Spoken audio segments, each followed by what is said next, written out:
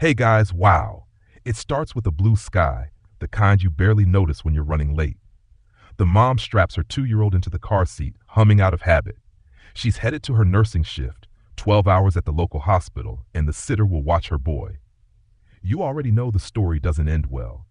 What you don't know is that this moment, mundane, domestic American, is the last time she'll see her son for 3 days. ICE doesn't knock. ICE doesn't ask. ICE makes a mistake so unthinkable, so absurd, you'd assume it was satire. But this isn't satire. This is real. This is America in 2025. So before you get comfortable, take a moment to like the video and subscribe, but only if you genuinely enjoy what I do here. And drop your city and time in the comments. Let's see how far this story travels. Summary, inspirational, call to action, and let's go on the journey of today's story together. You're the sitter now, standing at the doorway, holding a toddler's sticky hand. ICE agents are already halfway up the walkway. They're not looking for the child, but paperwork flagged the address, and your overstayed visa turns a morning into a mistake. They take you, and when you protest, pointing to the child still in the apartment, they take him too. For processing. There's no social worker, no translator, no DHS rep, just a database mismatch and a belief that the child is ineligible to remain. They load him into a van, no diaper bag, no medical chart, no passport. He cries for his mom until his voice turns hoarse. One ICE agent gives him crackers. Another says, "We don't make the rules." Nobody checks his birth certificate still on the kitchen counter. The sitter is fingerprinted. She says over and over, "He's not mine, he's a citizen." But no one listens. And that's the thing about systems. Once they click into motion, they forget how to stop. The plane to Tegucigalpa is scheduled. The toddler is sedated for the flight. Somewhere over the Gulf, he sleeps, deported from the only country he's ever known. You stand in the ICE processing center, fluorescent lights flickering above you, humming with a sterile indifference that seeps into your skin. You've been handcuffed next to 6 others, none of whom speak English fluently. The child is in a separate room, crying. There's a clipboard with mismatched forms, names half entered, numbers swapped. The ICE officer skims, doesn't double check. Somewhere the line "accompanied minor" is ticked. The child's name?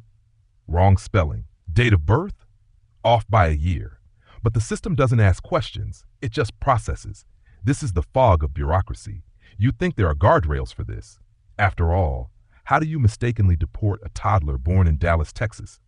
Turns out it's shockingly easy when human oversight gives way to algorithmic matching. ICE's ADENT system, short for Automated Biometric Identification System, is riddled with outdated aliases, typo-filled names, and overlapping immigration histories. The sitter's name was flagged from a 2018 administrative hearing. Her old address had been improperly linked to a watch list ICE compiled from DMV data. One keystroke later, that apartment was coded as a priority target. You learned the child's mother had renewed his U.S. passport just 4 months ago, but no one at ICE cross-checked it. The agents saw the address match, grabbed both bodies present, and logged them as custodial removal, a term that's as cold as it sounds. The sitter, overwhelmed, was too scared to fight back. She assumed they'd sort it out. They didn't. According to internal ICE memos from 2023, obtained by ProPublica, field officers are expected to expedite removals in mixed status encounters where agency error is minimal risk. In practice, that translates to, if it seems close enough, move them out fast. Less paperwork, fewer eyes. But here's the thing. This wasn't minimal. This was a complete systems failure, and ICE isn't designed to pause and reassess. It moves forward like a freight train until it breaks something. Somewhere, a red digital screen blinks processing complete. The child's name, misspelled and undocumented, rolls into a deportation log that will never mention his birthplace. And still, nobody calls the mother. You're now in Honduras. Not because you wanted to be, because a toddler strapped into the window seat of an ICE-chartered flight was left in your country. A 28-month-old, no guardian, no suitcase, no comprehension of what's happening. The Honduran immigration officers are stunned. This is not protocol.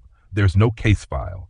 Just a printout with a name and a photo that looks nothing like the woman who once overstayed a visa in Georgia. And the child? He's terrified. He's screaming for mommy. No one in the terminal understands. His U.S. birth certificate didn't come with him.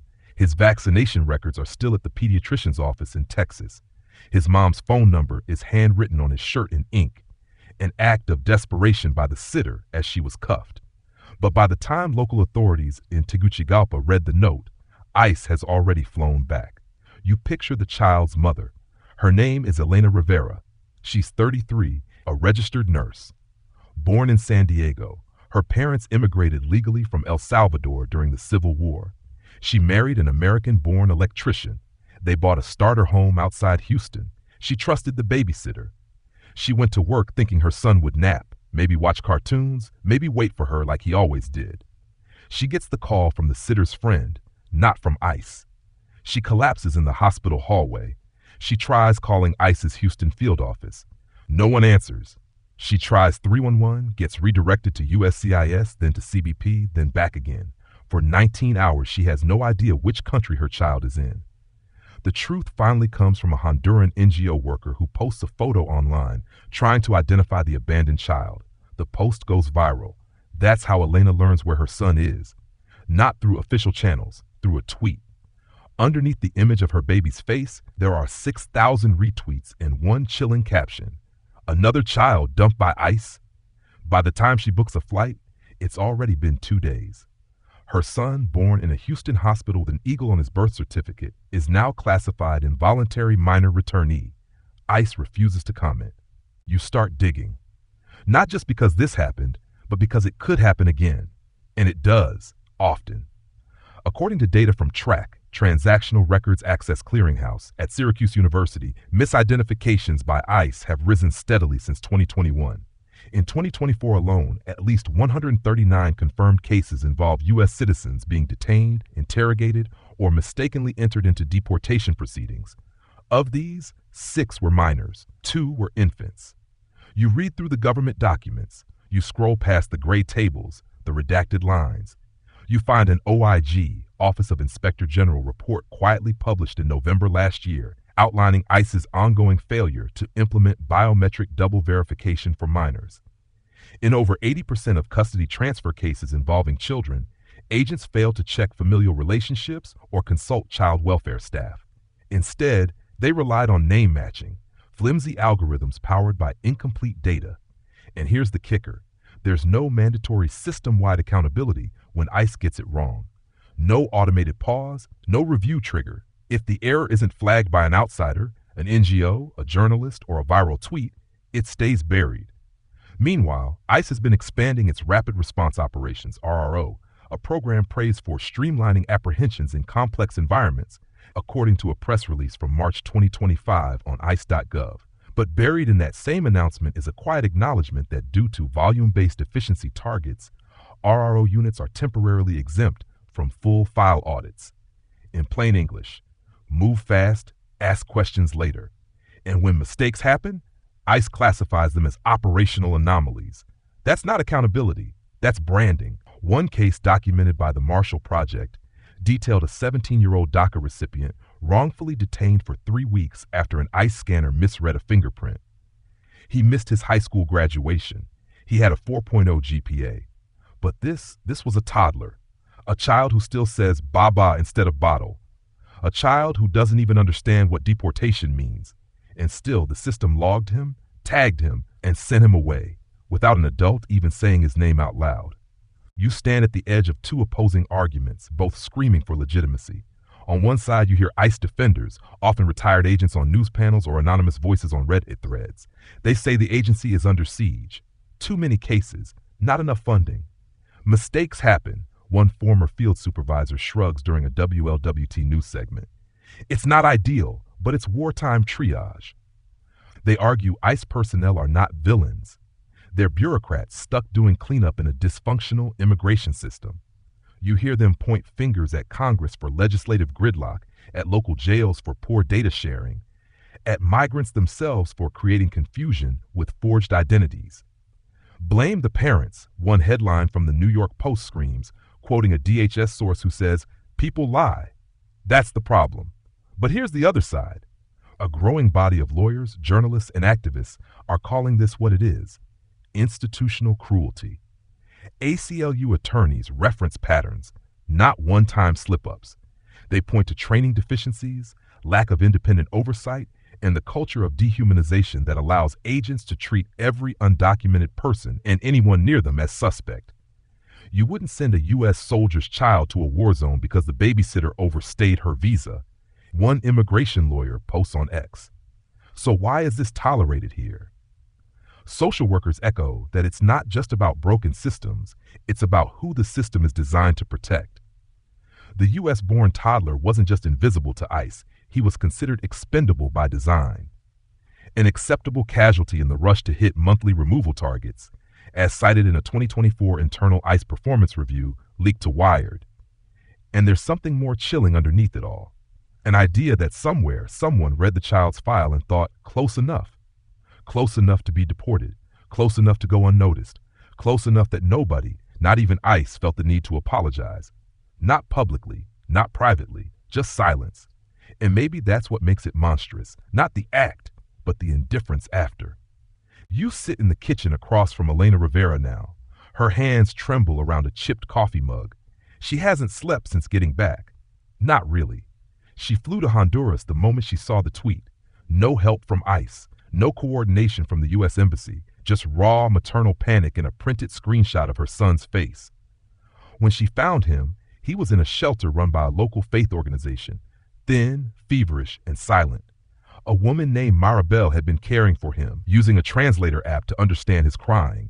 He'd stopped eating solid food. He clung to a stuffed turtle someone had given him on the flight. That was his only possession. Elena fought to get him back. It took 2 days of embassy visits, a notarized birth certificate rushed from Texas, and threats of media escalation. Even then, a Honduran official asked, "Are you sure this is your son?" She nods. She says she still hears that question in her sleep. The aftermath is worse than the ordeal. ICE has not returned her calls. The agency issued a one-sentence statement calling the event regrettable but citing operational confusion. No apology, no investigation, no name of the officer who signed the removal order.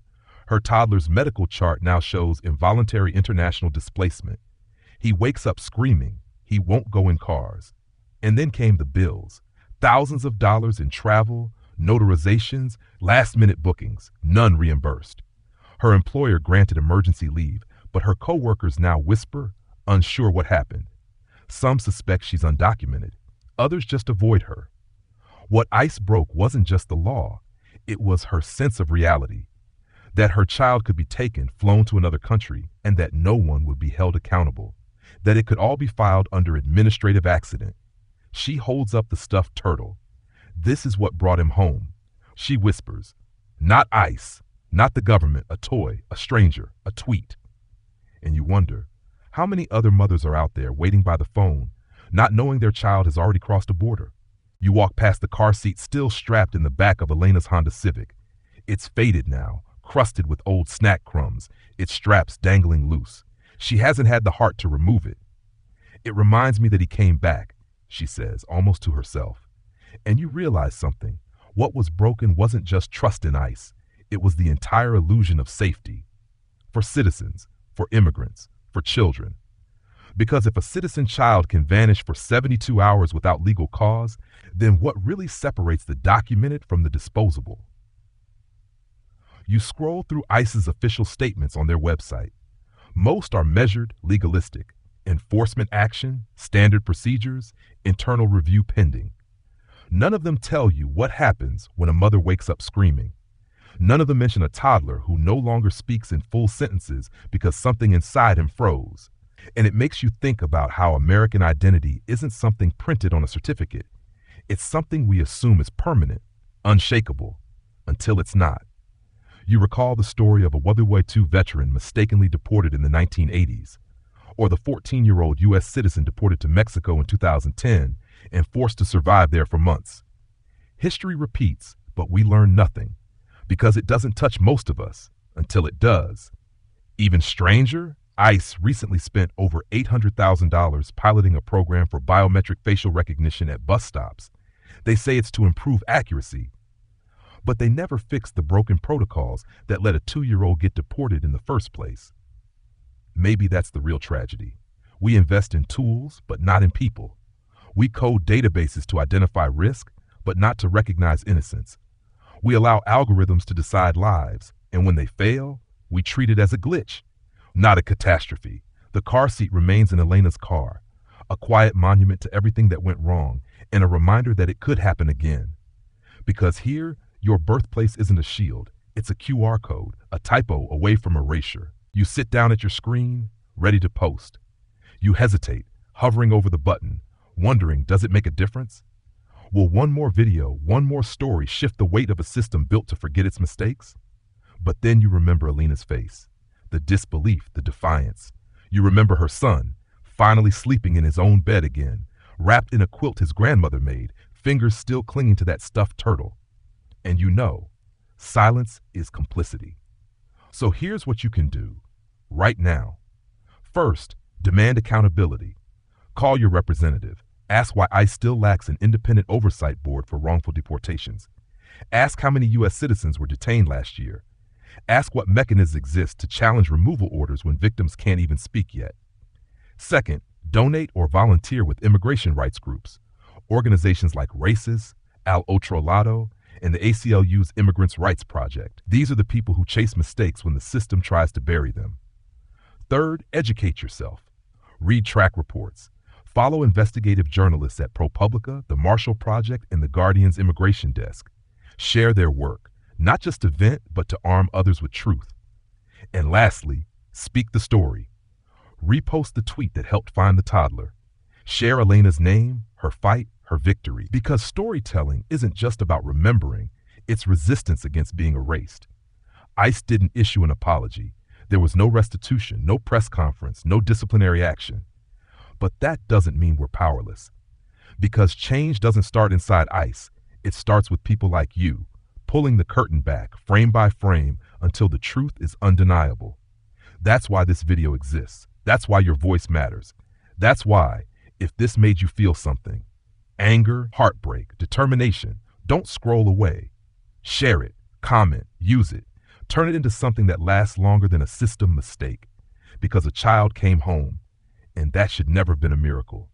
Now, take a breath. Let your shoulders drop. Let your eyes close if you need to. Let the noise of the world dim for just a moment. You've walked with a mother through one of the darkest, most disorienting moments of her life. You've stood in the center of a system that sometimes doesn't even recognize its own errors until it's too late. You've felt the weight of that car seat. You've seen the silence of a toddler who forgot how to speak, and somehow you stayed through it all. It's easy to let the scale of injustice crush your sense of control. But stories remind us we do have power. The power to bear witness. The power to call things by their real names. The power to refuse forgetting.